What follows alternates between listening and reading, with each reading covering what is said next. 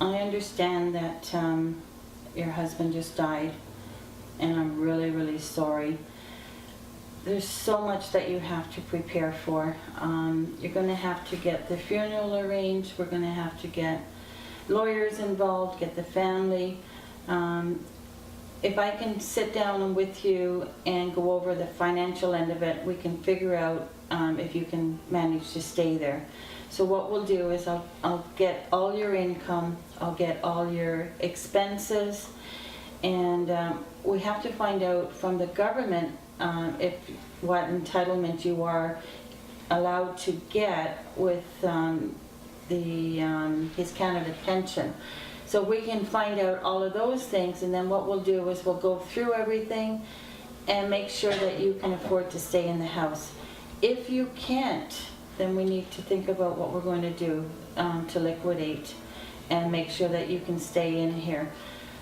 It's going to be tough for a few days. I wouldn't make any really major decisions for at least a year.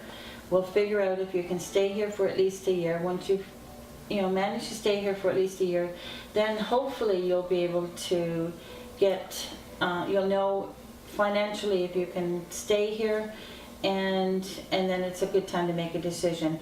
And then we'll get the family involved. It's really important to keep the family involved and make sure that the family, it knows what's coming in as far as income. Somebody has to have some power of attorney for your medical needs, because now you're not used to making all the payments.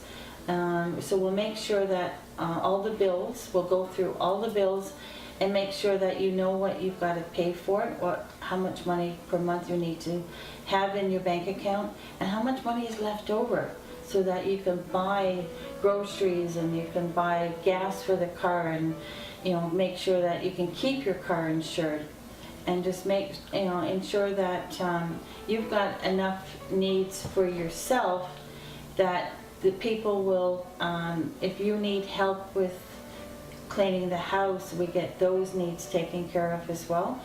And Meals on Wheels, maybe sometimes you just don't feel up to making meals. Maybe we can make arrangements that we can get that happening for you, so that it just takes off that pressure.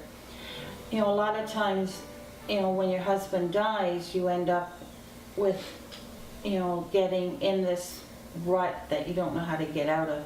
And it's really important after that happens that you get out.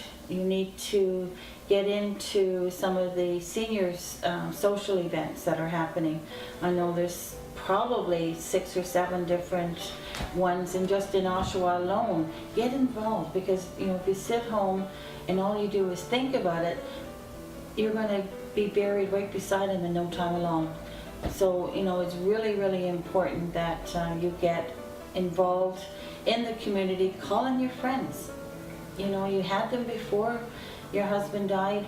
They'll be there. They'll still be there for you, and just make sure that you involve them.